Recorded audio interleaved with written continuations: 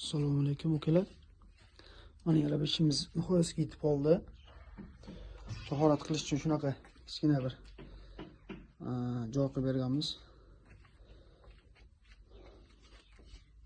Bu tarafda hammom, tualet, dushovoy zona. Bunaqa devor qilib bo'g'ib berganmiz, 45 gacha aqlab, qo'ldan kelgancha. Devorga 30 ga 60 kafildan bosganmiz, poliga 30. Xudo xolasa ishimiz sifatiga javob beramiz.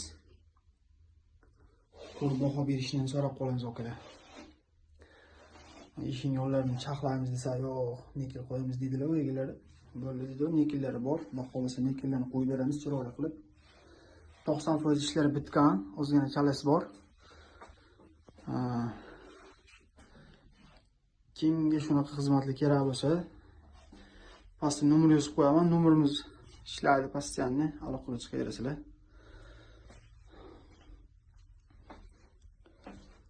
Ko'rib bir baho berib qo'yishini so'raymiz. Qo'ldan kelgancha sifatiga va boshqasiga qaraganmiz.